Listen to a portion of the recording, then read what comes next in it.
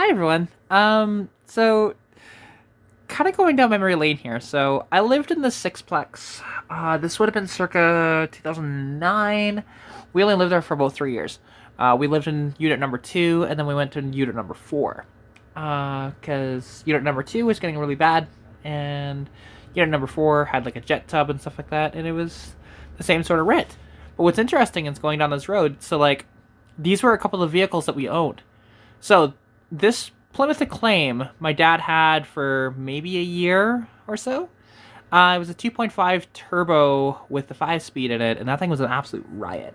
Now, I never got to drive it because I was really young, to be honest. Although, I had learned sort of how to drive stick when I was young, just with my mom driving stick and her Charger. She had an 80, like, 4, something like that, L-body Charger.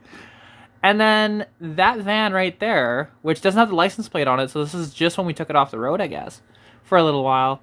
So that van, we called Christine because you couldn't kill it, and it seemed like it was possessed.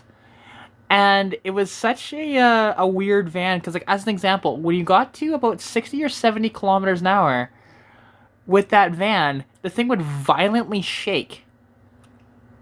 Don't know why. Never could figure out why that would happen. But then for like 5 seconds, and then it would instantly go away, and it was fine.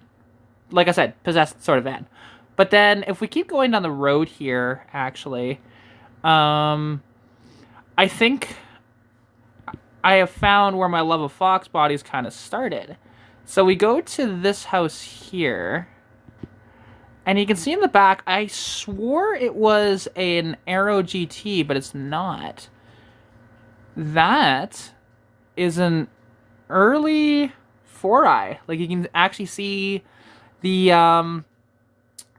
honeycomb style that my cars are, or at least were, because I mean, obviously Stitch doesn't have that front end anymore. But that car sat there for I don't even know how long. And if we go to, this is 2014 is the newest that they've got, and you can see, hang on. Well, you can see it actually underneath the car cover there. You can see it was still there in 2014. Now, they haven't had a Google Street View since then, so I wonder if it's still there. And I've always wanted to go down to Coaldale and talk to the owner. Because like I said, I walked by it every day, and I looked at every single day that I walked by. Because bear in mind, living in the sixplex, you can kind of see where the vans are back there. I walk by there every single day because at the end of the road there, you can see St. Joseph's School.